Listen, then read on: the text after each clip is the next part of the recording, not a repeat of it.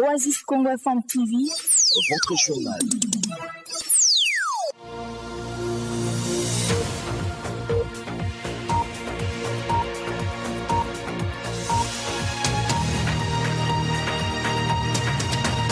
Auditeurs, auditrices, je vous salue de partout où vous recevez la radio Oasis Congo émettant en ville de Béni.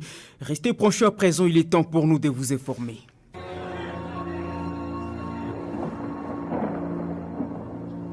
Oasis, la météo. Voici comment se présente les bulletins météo pour ce jeudi 4 juillet 2024 en ville de Béni. La température maximale sera ressentie à 31 degrés Celsius et la minimale à 17 degrés Celsius. La couverture nuageuse sera évaluée à 75%. Les précipitations possibles seront évaluées à 2%.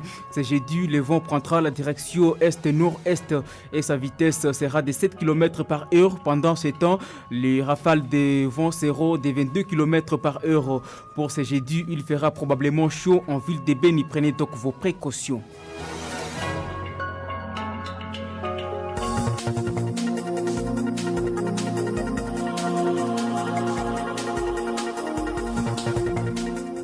Au sommaire de cette édition d'information, au total 4 personnes sont mortes lors d'un incendie d'une maison au quartier latin à Kassindi-Loubiri en territoire de Béni.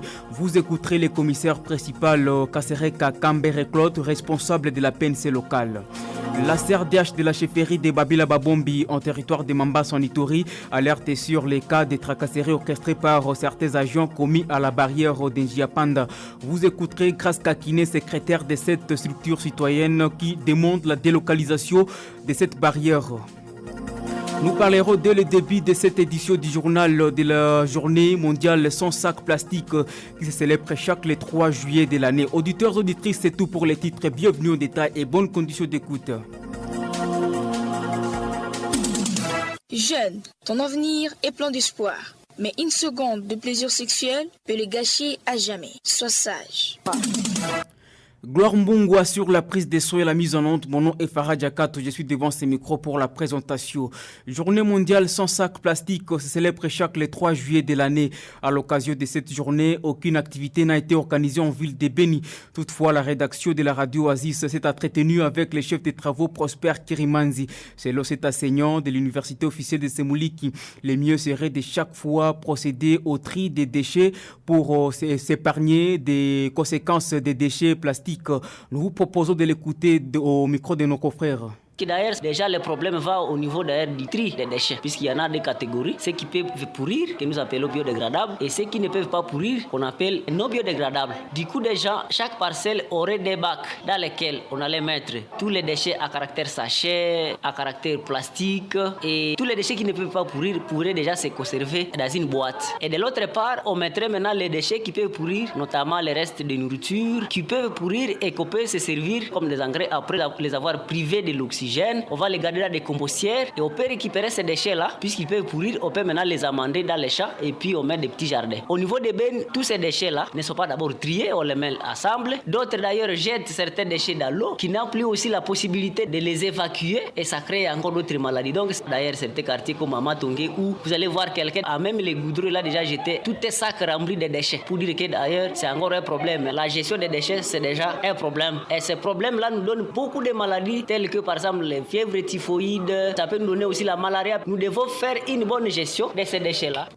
Notons que cette journée a été instaurée en 2010 par l'organisme Back Free World visant à sensibiliser les publics à l'impact néfaste des sacs plastiques sur l'environnement parmi d'autres produits courants qui sont principalement fabriqués à partir des plastiques dérivés du pétrole et à encourager l'adoption de solutions durables. Je le disais en titre, 4 personnes sont mortes lors d'un incendie d'une maison au quartier latin à Kassindi-Loubiri en territoire de Béni. Les faits ont eu lieu la nuit du mardi à ce mercredi 3 juillet 2024. La nouvelle est confirmée par le commissaire principal Kasereka Kambere Claude de la PNC qui s'est rendu sur les lieux du drame. L'autorité policière révèle que la mauvaise gestion du carburant dans cette maison serait parmi les causes de cet incident. Notre personne ressource rassure sur la poursuite des enquêtes. On l'écoute. 22h52, je suis allé de drame avec mes hommes, le policier FARDC, le patrouilleur. Il y a là où je vous ai informé pour l'incendie qui a eu lieu vers Kassim du quartier latin. Donc on a constaté que 4 dépouilles, dont la maman qui vendait du carburant par mes gardes, apparemment, elle gardait le carburant dans sa maison. Et puis, c'est OP, je ne sais pas si OP, comment on peut qualifier ça. C'était l'imprudence par elle-même. Elle est la femme des motards. Bon, elle est décédée, elle et ses 3 enfants. C'est là où je suis. Bon, par chance, j'ai trouvé les véhicules Canter. J'amène le depuis à la morgue. Donc, l'enquête continue. Mais sinon, c'est l'investigation. Apparemment, la maman faisait tout enfermée dans la maison. C'est ça, les voisins sont venus intervenir. Ça n'a pas été possible, la porte était bloquée. Il faudra passer par la mur pour accéder à aider, peut-être pour sauver la vie. Malheureusement, les gens n'étaient plus à vie. Oasis. Vous informer, vous éduquer et vous divertir, tel est notre devoir sacré. Oasis. Les réalités de votre quotidien.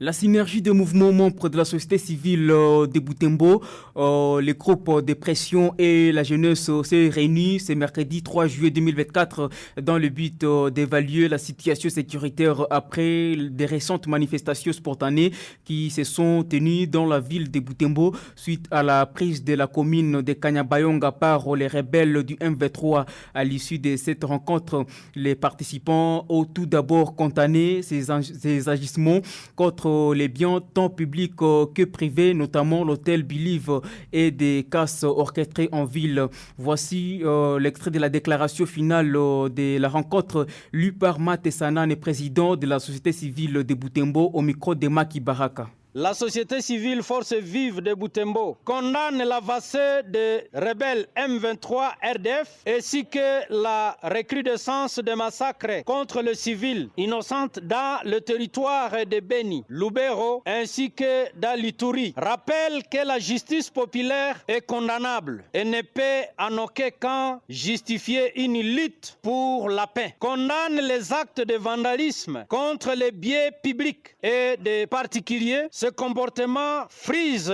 une autoflagellation. Encourageons la vigilance pour lutter contre les éventuelles infiltrations par les ennemis et les opérations du banditisme urbain. Tout doit cependant se passer dans le respect strict de la loi. Soutient les troupes engagées au front contre le M23. D'ici quelques matins, nous allons vous appeler à des actions concrètes qui vont montrer à la face du monde que nous soutenons les amis qui sont au front, qui se battent contre l'ennemi qui avance à pas géant. Parlons à présent de cette information, les combats entre FARDC appuyés par les jeunes volontaires contre les M23 se sont poursuivis ce mercredi 3 juillet entre Kassé et Matempe au sud du territoire de Lubero. Selon les sources locales, les affrontements se déroulaient précisément à Vurampia, 5 km de Kassé, centre des détonations d'armes lourdes et légères se font attendre jusqu'à début de la soirée. Ce qui pousse de nombreux habitants à se déplacer. En croire nos sources, les habitants de Matempe, Timpo, Ali Mponko, Tunta, Nduta, Mambasa, Kanyambi et certains de Ndoluma ont quitté leur village. Des déplacements provoqués non seulement par des affrontements mais aussi par les comportements de certains militaires qui tirent des coups de feu pour effrayer la population et d'autres qui s'illustrent dans les pillages, expliquent ces sources. Pendant ce temps, les anciens députés provinciaux du Nord Kivu appellent la population à soutenir les forces de défense et de sécurité ainsi que les jeunes patriotes résistants Wazalendo en ces moments très difficiles que traverse la province avec l'avancée de la coalition M23 armée rwandaise vers Lubero. Selon les députés honoraires Presse Kihangi au sortir de la rencontre entre les députés provinciaux honoraires et les gouverneurs militaires du Nord Kivu, le général-major Peter Chirimwami ce mercredi, toute la population doit apporter même à manger aux FARDC et aux Wazalendo pour arriver à gagner ensemble cette guerre. Suivez les députés provinciaux honoraires élus de Walikale, Presse Kihangi, dans ses propos choisis par Patrick Sialoura. Nous, comme des notabilités de la province, nous avons cru que c'était important et nécessaire que nous rencontrions l'autorité provinciale afin que nous échangions avec l'autorité autour de la situation que la province traverse aujourd'hui. Que nous sachions où est-ce qu'on en est, quelles sont les responsabilités des uns des autres, les rôles que chacun est appelé à jouer. Et nous sommes dit qu'il y a des messages que nous devons faire passer auprès de notre population. Et je crois que c'est l'occasion même de saisir pour faire passer ces messages, comme c'est convenu dans la rencontre. Parce que tous, nous avons l'obligation de soutenir et de protéger les territoires nationaux congolais. Et nous sommes en plein état de guerre. Et ici, nous voulons lancer cet appel à toute la population congolaise vivant en province du Nord Kivu, surtout dans les zones qui font l'objet des conflits armés, pour dire que, peuple, citoyen congolais, dans les milieux où vous vous retrouverez, si notre militaire ou un Mzalendo a faim, il faut donner à manger à cet élément-là qui sécurise la République. Si un militaire a soif, en tout cas, n'hésitez pas à donner de l'eau à boire à ces militaires parce qu'il est consacré pour une fonction, une tâche importante, incommensurable et qui nous affecte tous. Mais si on peut abandonner un militaire qui a soif, c'est que nous n'aurons pas servi la nation. C'est un message que nous voulons lancer à toute notre population, d'être toujours aux côtés, derrière les forces armées de la République et accompagner les Wazalendo qui se donnent pour contribuer à la sécurité et la protection du territoire national et du peuple congolais. D'une province à une autre, la CRDH de la chefferie de Babila Babombi en territoire de Mambasa en Ituri alerte sur les cas de tracasseries orchestrées par certains agents commis à la barrière d'Ndiapandabel. C'est Lo Kraskakine, secrétaire de cette structure citoyenne qui a lancé cette alerte ce mercredi. Plusieurs conducteurs d'Angers-Roula sont maltraités sur place tout en contenant ces différentes formes de tracasseries. Ces défenseurs des droits humains recommandent aux autorités compétentes la suspension de tous ceux qui sont impliqués de près ou de loin dans cette affaire et la délocalisation de cette barrière de Bela vers Makeke. On l'écoute dans cet élément. Kumeisha juma moja wakati nye délégation ilitoka Mombasa. Ça fait déjà une semaine depuis que nous avions reçu ici à Bela une délégation en provenance de Mombasa pour suivre de près la situation de tracasseries qui s'observe ici présentement au niveau de cette barrière de Bela. Et cette délégation était composée de tous les députés élus du territoire de Mombasa. Vraiment, ce que nous sommes en train de regretter pour l'instant est de constater la multiplicité des tracasseries après le départ de ces autorités. En tout cas, pour l'instant, au niveau de cette barrière de Bela, il s'observe une forme plus élevée de tracasseries orchestrées par certains agents commis à cette barrière de Bela. Ils sont en train de maltraiter les conducteurs et plusieurs motos sont bloquées à cette barrière faute de l'incompréhension. C'est ainsi que nous demandons la suspension de tous les agents qui sont impliqués de près ou de loin dans cette affaire, mais aussi nous réclamons la délocalisation de cette barrière de Bela vers Makeke. Autorité vile na hiyo barriere iweze kufungwa, iweze kuhamishwa, irudie Makeke. Toujours en Ituri, les agents de sécurité, les leaders communautaires des autorités administratives et membres de la société civile du territoire de Roumu ont été renforcés sur les notions des bases de protection de l'enfant au moment des conflits dans les territoires précités. C'est mercredi 3 juillet 2024. Cette activité a été organisée par les programmes de désarmement, de mobilisation, réinsertion communautaire et stabilisation PDD-RCS, coordination de l'Ituri. Pour les chefs de section de l'enfant associés aux groupes armés au sein du PDD-RCS Ituri, l'objectif était de vulgariser les cadres opérationnels DDR enfants. On écoute Norbert Obedi au micro de Gabriel Ekambu. L'objectif de cet atelier, c'était de vulgariser les cadres opérationnels d'aider enfants. D'aider signifie désarmement, démobilisation et réinsertion, mais pour les enfants. Quels sont les principes à respecter quand on traite les enfants qui sont associés aux groupes armés? Parce que ce sont les personnes ou les couches qui vont intervenir dans ces opérations. Nous avons besoin de l'appui de tout et chacun, parce que nous ne sommes pas seuls, nous travaillons en partenariat. Il y a les partenaires étatiques et les partenaires non étatiques. Ce sont les différentes couches qui peuvent intervenir dans la protection de l'enfant en situation de conflit. Ce que nous attendons de la communauté, c'est de nous accompagner, ou ces acteurs que nous avons invités, c'est de nous accompagner à assurer la sortie des enfants des groupes armés. Il ne faut pas que nous puissions impliquer les enfants dans les opérations des militaires, que ce soit des forces loyalistes ou des groupes armés. Il faut épargner les enfants d'être enrôlés dans les groupes armés.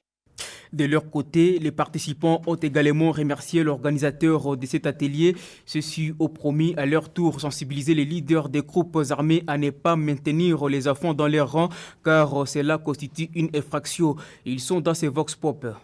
Évidemment, nous venons d'assister à un atelier réunissant le leader communautaire et différents services afin de parler sur les enfants. Nous, étant que jeunes, nous n'avons qu'à apprécier ce genre d'atelier et de demander à ce que cela soit continuel. Et nous passons tout ce que nous avons reçu dans cet atelier pour aujourd'hui. Ça va nous aider de rentrer dans nos communautés, continuer à prêcher. Les actions concrètes sur le terrain, d'abord c'est la sensibilisation et appeler ces groupes armés de ne plus continuer à enrôler les enfants dans leurs mouvements. Et aussi, s'il y a des enfants qui continuent à exister dans les groupes armés, de les donner devant les autorités compétentes pour éviter certaines infractions liées par rapport à ça. Oui, premièrement, je tiens à remercier les PDDRCS d'avoir organisé cette activité tant entendue dans notre territoire. Il y a plusieurs notions que nous avions apprises, parmi lesquelles comment est-ce que les enfants peuvent intégrer la communauté après les DDR. Alors pour nous, c'est une occasion d'interpeller la conscience, surtout des leaders des groupes armés qui ont souvent cette habitude-là d'associer, de recruter alors les enfants dans leur mouvement. En tout cas, nous tous, nous savons que recruter un enfant dans un groupe rebelle, c'est une infraction. C'est d'ailleurs parmi les 6 violations graves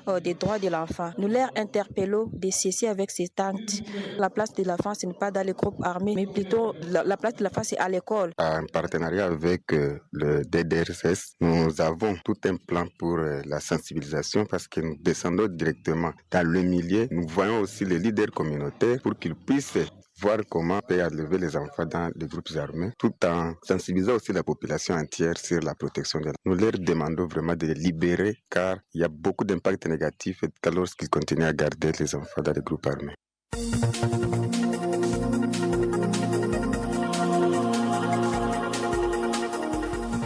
Auditeurs, auditrices, vous l'avez certainement compris que c'est ainsi que s'achève cette édition des formations mise en onde par Gloire Mungu. Merci à toute l'équipe qui l'a rendu possible et portez-vous bien.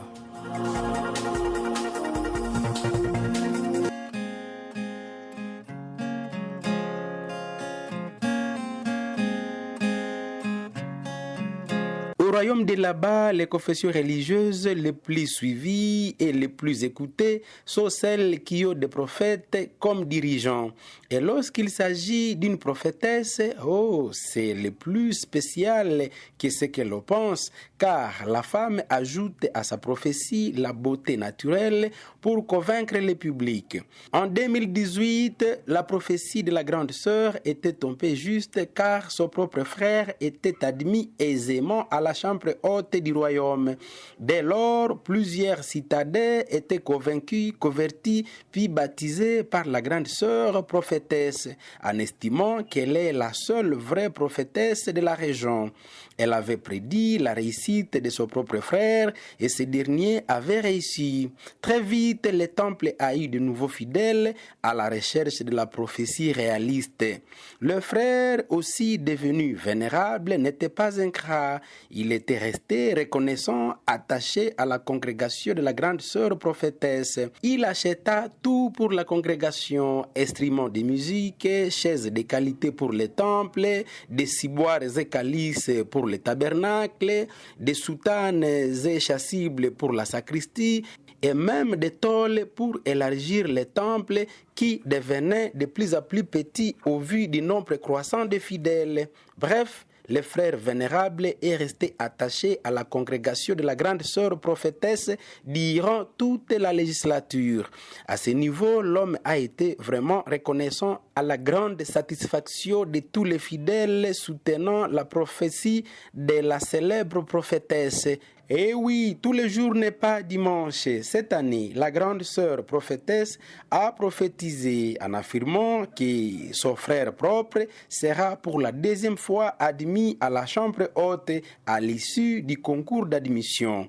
Toute la famille du vénérable savait que c'est automatique. Tous les fidèles savaient que c'est Dieu qui a parlé à travers sa servante. Toute la cité n'attendait que la réussite du propre frère de la prophétesse. Le jour J arriva. Le frère de la prophétesse n'était pas repris sur la liste des heureux lauréats. Dès lors, c'est le silence total et les fidèles et la prophétesse et le frère vénérable, personne ne s'est placé un mot. On se demande entre Dieu et la célèbre prophétesse qui a trompé. Oasis Sport, Oasis, Oasis Sport, Oasis Sport, Oasis Sport. Ouvrons ce journal des sports avec l'ossature du jour. Mojo International Football Club ne se dira au cœur de ce joueur. Cette saison, les jeunes sont appelés de rejoindre la colonie de vacances de ces clubs. Kapako affronte Benignon vendredi à l'amical. Aristote Mami et Bouchiri Barouani, respectivement secrétaire de Benignon, ont laissé leur impression concernant cette empoignade. Le Sumongaza boucle ce péril du secteur de Rwenzori par une victoire. Bienvenue à tous et tout pour le titre. Les vraies infos sportives, les sports, les sports. Du football, basketball, arts martiaux, sport mécanique, c'est sur Oasis Congo, Oasis Congo et le sport, dans toutes ses formes. Remir Soumaïl le Perse ce mois à Ville de Béni, où Mojo International Football Club qui veut améliorer le football de la région organise une colonie de vacances. Ce club qui a été deuxième en dernier championnat de la deuxième division souhaite récupérer les autres jeunes afin d'améliorer le football de notre ville. La technique se déroule au stade du 15 octobre à partir de 7h et la théorie l'après-midi à l'Institut Bongoulou comme nous a fait savoir Eloge Vassolon, secrétaire de Umoja. D'autres détails d'Assita Robi. Pour cette colonie de vacances qui encadrera les affaires âgés de 9 à 18 ans, Eloge Vassolon, l'administratif de Umoja International Football Club, nous fixe ici les conditions de participation. Pour ceux-là qui ne sont pas encore inscrits, les conditions, c'est d'abord passer à l'inscription, avoir un jet de varèse qui s'achète au centre même. Il y a aussi pour les gardiens de venir avec les gars, et avoir aussi une paire de bottines parce que les football ne se joue pas pieds nus. L'inscription, c'est à $30 au centre et nous appelons tous les parents de se mobiliser, d'amener leurs enfants, de venir emprunter ces domaines de football. Se référant aux Européens, Eloge Vassolon parce que c'est une très belle opportunité pour les gens de la région de Béni qui ambitionnent grâce à la carrière de footballeur. Nous voulons améliorer le football chez nous à Ville de Béni parce que si vous voyez même à l'étranger, ce sont les enfants actuellement qui jouent au football parce qu'ils ont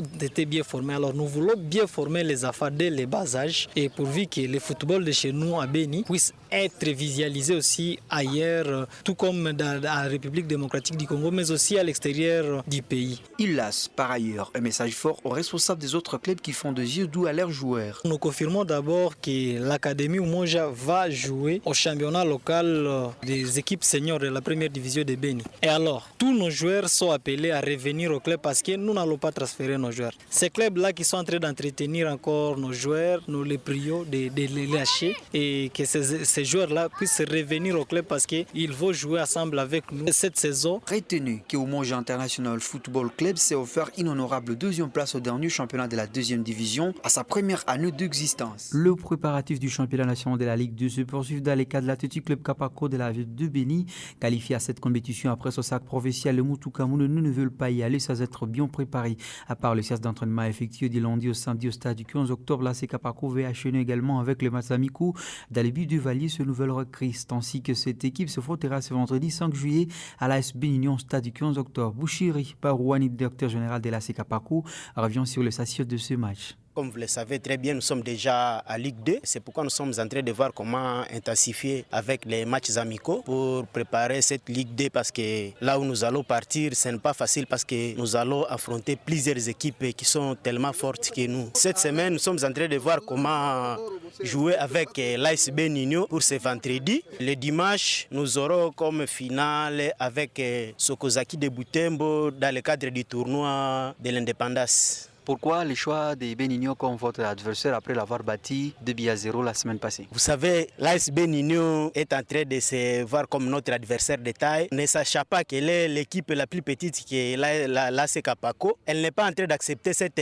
énième défaite pour cette saison. C'est pourquoi elle a toujours tendance à jouer avec nous pour voir si elle va nous battre ou comment. Nous sommes toujours une grande formation que les joueurs sont très concentrés et à forme. Et sachant que notre match contre l'AS Benigno a toujours été un derby de la ville, ils sont très concentrés et motivés pour battre pour la dernière fois l'AS Benigno. De l'autre côté, Aristote Mwami parce que son club Benigno est bien parti pour tenir sa revanche face à Kapako ce vendredi.